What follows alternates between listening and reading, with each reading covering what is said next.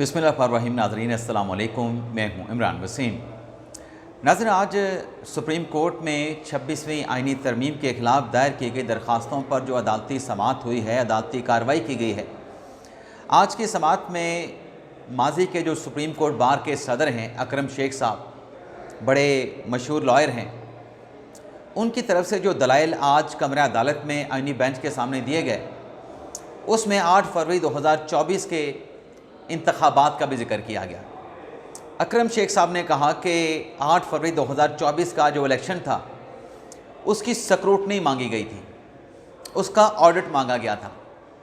अकरम शेख साहब ने कहा कि वो ऑडिट करवाने की बजाय 26वीं आइनी तरमीम जो है वो पार्लियामेंट से पास करवाई गई।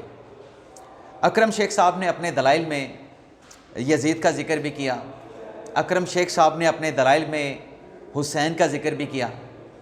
लेकिन जब अकरम शेख साहब कमरा अदालत में दलाइल दे रहे थे तो जज साहबान के एडवोकेट अकरम शेख के साथ क्या मुकालमे हुए, और जो वो 24 रुकनी फुल कोर्ट बनाने की दरख्वास्त कर रहे थे, उस पर जस्टिस नईम अख्तर अफ़गान ने शेर के साथ अकरम शेख साहब को क्या जवाब दिया, इस सारी अदालती कार्रवाई का अहवाल जो अकरम शेख साहब के दलाइल थे और उनके बाद जो शब्बा रज़ा रिजवी साहब ने जो दलाइल दिए हैं, इस सारी अदालती कार्रवाई का अहवाल, और फिर जस्टिस आयशा मलिक साहबा आज की अदालती कार्रवाई में क्यों खामोश रहीं, उनकी खामोशी क्यों पुरअसरार लग रही थी।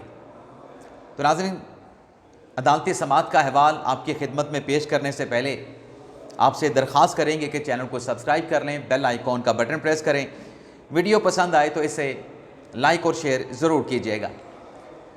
नाज़रीन, जब अदालती समाअत का आगाज़ हुआ, अकरम शेख साहब रोस्टम पे आए। अदालत ने उनसे सवाल किया कि आप दरख्वास्त गुजार हैं या आप वकील के तौर पे पेश हो रहे हैं। शेख साहब ने कहा कि मैं पटिशनर की हैसियत से अदालत के सामने पेश हो रहा हूँ, बतौर वकील आर्गू नहीं कर रहा। अदालत ने कहा कि जो आपकी पटिशन है उसमें तो लतीफ़ खोसा साहब आपके लॉयर हैं। अकरम शेख साहब ने कहा कि मैंने उनको कोई अथॉरिटी नहीं दी, मैं अपनी दरख्वास्त की खुद पैरवी करूँगा। अदालत ने सवाल किया कि क्या लतीफ़ खोसा साहब ने आपकी इजाज़त के बगैर ये पटिशन सुप्रीम कोर्ट में दायर की है।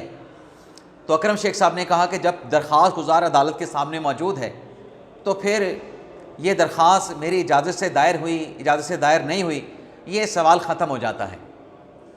फिर जस्टिस अमीनुद्दीन खान साहब जो कि आइनी बेंच के सरबराह हैं, उनकी तरफ से कहा गया कि अकरम शेख साहब आप ये बताएं, कोई आइनी रास्ता हमें दिखाएं कि कैसे जो बेंच पे एतराज़ उठ रहा है और फुल कोर्ट बनाने की दरख्वास्त की जा रही है तो फुल कोर्ट कैसे तश्कील दे दें। और फिर अमीनुद्दीन खान साहब ने यह भी कहा कि सिर्फ बेंच के ऊपर एतराज़ात पे इतने लंबे और तवील दलाइल दिए जा रहे हैं, इस तरीके से तो ये केस कई दिन 15-20 दिन और चलता रहेगा। हम तमाम जजेस जो हैं इस कौम को जवाबदेह हैं, आप हमें आइनी गाइडलाइन दें, आइनी मुआवनत फराहम करें।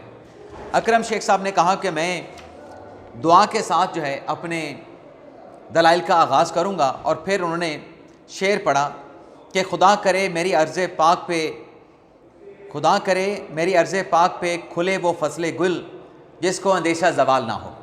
ये शेर उन्होंने मुकम्मल पढ़ा। ये तो मैंने सिर्फ आपको 2 मिसरे बताएँ, ये मुकम्मल जो पूरी दुआ है शेर की सूरत में अकरम शेख साहब ने पढ़ी।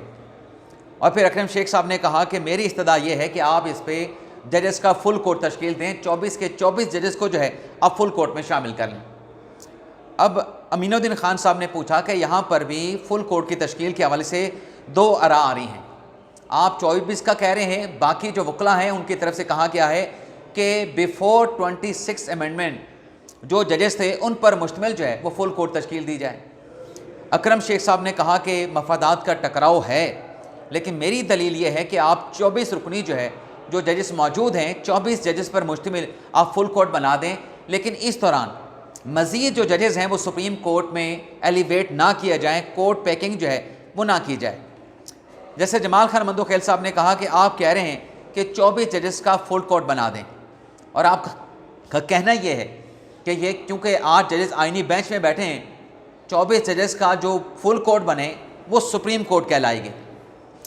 अकरम शेख साहब ने कहा कि चूँकि इस अदालत के आइनी बेंच के जजेस ने 2 टोपियाँ पहन रखी हैं और 26 में आइनी तरमीम एक मुतनाज़ा अमेंडमेंट है जिसको चैलेंज किया गया है, और इस तरमीम ने, अकरम शेख साहब ने कहा कि आइन की पूरी जो शक्ल है उसको तब्दील कर दी है और आइन को तबाह कर दिया है। किसी डिक्टेटर ने कॉन्स्टिट्यूशन को इतना नुकसान नहीं पहुंचाया जितना नुकसान इस 26वीं आइनी तरमीम ने पहुंचाया है।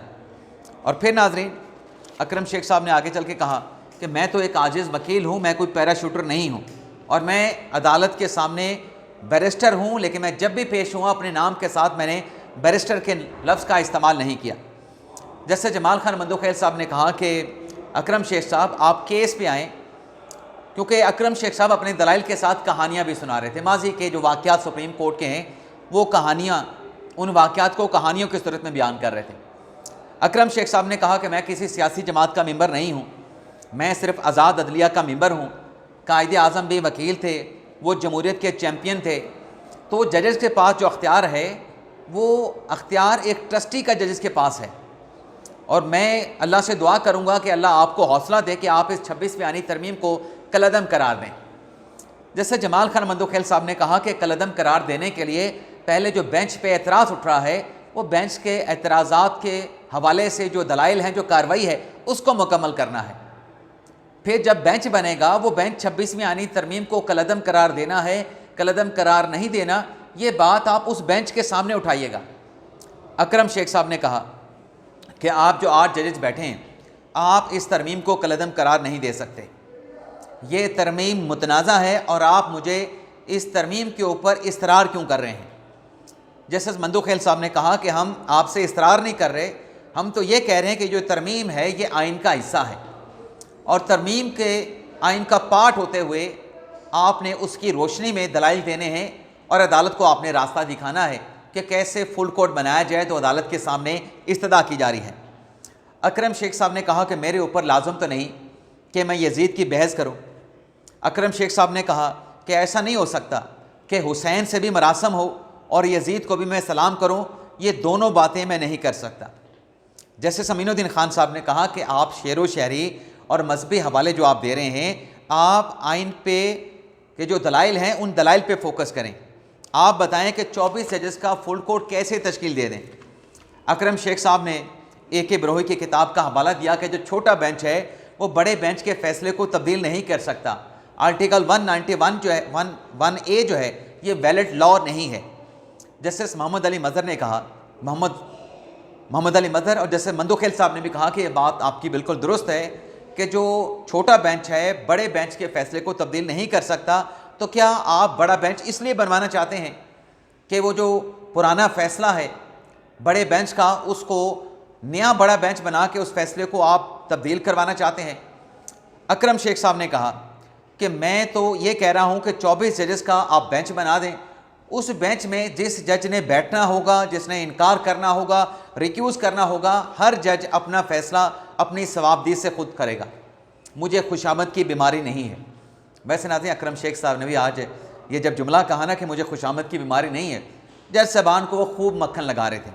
यानी कभी वो कह रहे थे I feel very proud for justice Hasan Nazar Rizvi, I also feel very proud for justice Mohammad Ali Mazhar, और बाकी जज साहबान के लिए भी वो जो मतलब चिपटे वो जो लफ्ज़ इस्तेमाल होता है, खुशामद वाले जो जुमले होते हैं, वो कह रहे थे अकरम शेख साहब, लेकिन साथ में कह रहे थे कि मुझे खुशामद वाली कोई आदत नहीं। वैसे आज जो अकरम शेख साहब 26वीं आइनी तरमीम के ख़िलाफ़ जो दलाइल दे रहे थे, उन दलाइल के दौरान या जो शब्बर रिजवी साहब दलाइल दे रहे थे, शब्बर रिजवी साहब जो दलाइल दे रहे थे, आज की पूरी अदालती कार्रवाई में मासवाए आखिरी चंद मिनट्स में आयशा मलिक साहबा मुकम्मल तौर पर खामोश रहीं। और आखिर में जब शब्बर रज़ा रिजवी साहब दलाइल दे रहे थे, उनसे जब अदालत ने सवाल पूछा कि आप कौन सा फुल कोर्ट मांगते हैं, 16 जजेस का मांगते हैं, 24 जजेस का मांगते हैं, तो शब्बर रिजवी साहब ने कहा कि मैं तो कहूँगा कि आर्टिकल 176 में जो फुल कोर्ट है वही फुल कोर्ट बनाया जाए, यानी 24 जजेस की फुल कोर्ट बनाई जाए। यहाँ पे आयशा मलिक साहबा ने कुछ थोड़ी सी बात की, नहीं आप 16 वाले जजेस की बात कर रहे हैं, 26वीं आइनी तरमीम के पहले वाले फुल कोर्ट की बात कर रहे हैं, या 26वीं आइनी तरमीम के बाद वाले फुल कोर्ट की बात कर रहे हैं? तो फिर रिजवी साहब ने कहा, शब्बर रज़ा रिजवी साहब ने कहा कि नहीं, मैं मुकम्मल 24 जजेस की फुल कोर्ट की बात कर रहा हूँ, मैं कोई तकसीम की बात नहीं कर रहा कि फ़लाँ जज को शामिल करें या फ़लाँ जज को जो है वो शामिल नहीं करें। तो आयशा मलिक साहबा की जो खामोशी थी वो बड़ी पुरस्रार जो है वो दिखाई दे रही थी। अब आते हैं जो अकरम शेख साहब ने बात की कि मैं क्यों कहता हूँ कि ये जो केस है जल्दी इस तनाज़े का 26वीं आईनी तरमीम का फ़ैसला किया जाए। अकरम शेख साहब ने कहा कि 26वीं आईनी तरमीम के बाद मुल्क में बराह रास्त जो सरमायाकारी है वो आना बंद हो चुकी है और सरमायाकारों को ये तासुर है कि पाकिस्तान में अदलिया आज़ाद नहीं है। जस्टिस मोहम्मद अली मदद साहब ने कहा कि देखें, ये जो इन्वेस्टमेंट से मुतल्लिक़ जो कोर्ट्स होती हैं वो कमर्शियल कोर्ट्स होती हैं, वो ये वाली कोर्ट्स नहीं होती, वो सुप्रीम कोर्ट या आईनी बेंच नहीं होता, वो कोर्ट्स और होती हैं इन्वेस्टमेंट के हवाले से, वो कमर्शियल कोर्ट्स होती हैं। अकरम शेख साहब ने कहा कि मैं तो इस केस में रवायती बहस नहीं कर रहा। दरअसल जो 26वीं तरमीम है, अकरम शेख साहब ने कहा कि हमारे मुल्क में एक इलेक्शन हुआ, कुछ लोगों का ख्याल था कि उसकी स्क्रूटनी होनी चाहिए, लेकिन उस चीज़ पर लोगों के उस ख्याल पे या लोगों के उस ख्याल का नतीजा ये निकला कि 26वीं आईनी तरमीम आ गई। अकरम शेख साहब ने कहा कि 18वीं तरमीम में मैंने 17 जजेस के सामने बहस की थी और उसके बाद फिर 19वीं आईनी तरमीम आ गई थी।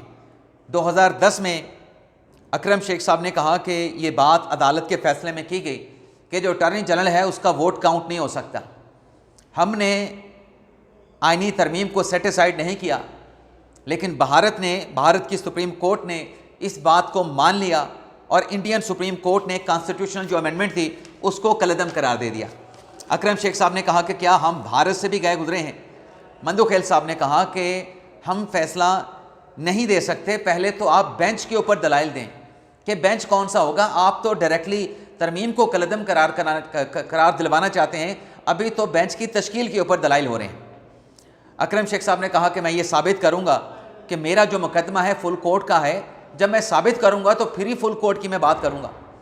जस्टिस अमीनुद्दीन खान साहब ने कहा कि दुनिया जहान की अदालत में बातें की जाएंगी, लेकिन जो बेंच की तश्कील का मामला है उस पर एक बात भी ना करें तो ऐसा हो नहीं सकता। अकरम शेख साहब ने कहा, क्या सुप्रीम कोर्ट के जजेस का जो एक किरदार होता है, जो कॉन्स्टिट्यूशन रोल है, क्या सुप्रीम कोर्ट के जजेस ने उस रोल को अबेंडन यानी ख़त्म कर दिया है? अमीनुद्दीन खान साहब ने और बाकी जजेस ने कहा कि बिल्कुल ऐसा नहीं, सुप्रीम कोर्ट के जजेस ने अपना रोल अबेंडन नहीं किया है। जस्टिस मंदुखेल साहब ने कहा कि अगर हम उठ के चले जाएं तो फिर क्या आप चीफ जस्टिस से बेंच बनवा लेंगे?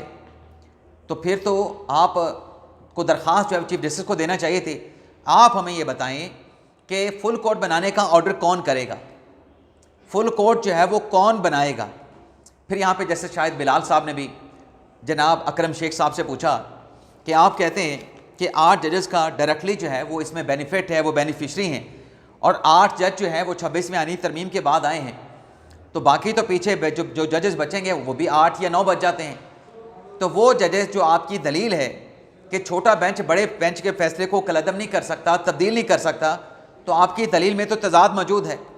अकरम शेख साहब ने कहा कि मेरी दलील तो ये है कि सुप्रीम कोर्ट का फुल कोर्ट जो है वो तश्कील दिया जाए। आगे चल के नाजरीन, अकरम शेख साहब जब अपने, क्योंकि हम भी मुख्तसर करते हैं, अकरम शेख साहब ने जब अपने दलाइल का अख्ताम किया और कायदे आज़म का भी जिक्र किया अपने शेर में, तो एक तो अमीनुद्दीन खान साहब ने कहा कि देखें ये शेर व शायरी वाली जगह नहीं है। मंदुखेल साहब ने कहा कि कायदे आज़म भी पार्लियामेंट का बड़ा एहतराम करते थे। यहाँ पे अकरम शेख साहब ने कहा कि वो पार्लियामेंट जो कॉन्स्टिट्यूशन को तबाह कर दे, अदलिया की आज़ादी छीन ले, ऐसी पार्लियामेंट हो नहीं सकते। इस पर से शाहिद बिलाल साहब ने कहा कि देखें ये जो आप दलाइल दे रहे हैं, ये दलाइल आप दूसरे फेज़ में दीजिएगा, जब बेंच बन जाएगा और वो बेंच 26वीं तरमीम का केस सुन रहा होगा तब आप दलाइल दीजिएगा। अकरम शेख साहब दलाइल ख़त्म करके जब अपनी सीट पे जा रहे थे तो जस्टिस नईम अख्तर अफगान ने कहा कि आपने दलाइल तो दिए, फुल कोर्ट बनाने की आपने बात तो की, लेकिन फुल कोर्ट बनाने का मोडस ऑफ ऑपरेंडी क्या होगा? 24 जजेस को बेंच में कैसे शामिल किया जाए, ये तरीक़ाकार तो आपने बताया नहीं। तो इस पर तो जस्टिस नईम अख्तर अफगान साहब ने कहा कि ये बात साबित आती है कि अनोखा लाडला खेलने को चांद मांगे। अकरम शेख साहब ने कहा कि मैं चांद वाली बात नहीं है, मैं तो फुल कोर्ट की बात कर रहा हूँ। यहाँ पर भी अकरम शेख साहब ने एक शेर पढ़ा कि गलत है जज्बा दिल का शिकवा, देखो कसूर किसका है, और इस तरह से कोई शेर था, वो फिर अकरम शेख साहब ने पढ़ा, जाके अपनी सीट पे बैठे और शब्बा रज़ा रिजवी साहब ने अपने दलाइल का आगाज़ किया और उनसे भी अमीनुद्दीन खान साहब ने वही सवाल किया कि आप हमें ये बता दें कि फुल कोर्ट तश्कील देने का ऑर्डर कैसे पास करें। यहाँ पे 2 बातें की गई हैं, कुछ की तरफ से कहा गया है कि आप ये मामला चीफ जस्टिस को रेफ़र कर दें, कुछ दरख्वास्त गुजार के वकला ने कहा है कि यही बेंच, आइनी बेंच 8 रुकनी, ये जुडिशल ऑर्डर से फुल कोर्ट तश्कील देने का हुक्म जारी कर दें। शब्बा रिजवी साहब ने कहा कि आर्टिकल 191 के बावजूद आप सुप्रीम कोर्ट हैं, आर्टिकल 191 और आर्टिकल 191A के तनाज़े में जो आपकी अथॉरिटी है सुप्रीम कोर्ट के जजेस की, वो अथॉरिटी आपके पास मौजूद है। मेरी आपसे दरख्वास्त ये होगी, मेरी इस्तदा ये है कि आप फुल कोर्ट के लिए मामला मजाज अथॉरिटी को रेफ़र कर दें। शब्बा रज़ा बीबी से पूछा गया कि आप कितने रुकनी बेंच मांगते हैं। उन्होंने कहा जी मैं कहता हूँ कि 24 जजेस का आप जो है वो बेंच तश्कील दे दें। तो कल भी शब्बा रज़ा बीबी साहब के दलाइल जो है वो जारी रहेंगे और न जाने कितने दिन ये बेंच के ऊपर एतराज़ात के दलाइल बुकला देते रहेंगे। और फिर जब यह मरला मुकम्मल होगा, फिर नाज़रीन जाके 26वें आईनी तरमीम के ख़िलाफ़ एक्चुअल जो दरख्वास्तें हैं, ओरिजिनल जो प्रोसीडिंग है, उसका आगाज़ होगा। फ़िलहाल तो लगता है कि इसी हफ्ते भी बेंच के ऊपर एतराज़ात के दलाइल और जज साहबान के सवालात के रास्ता बता दें। और रास्ता जिस वकील से भी पूछा गया, किसी वकील ने भी वो रास्ता नहीं दिखाया, नहीं बताया कि आर्टिकल 191A की रोशनी में फुल कोर्ट कैसे बन सकता है।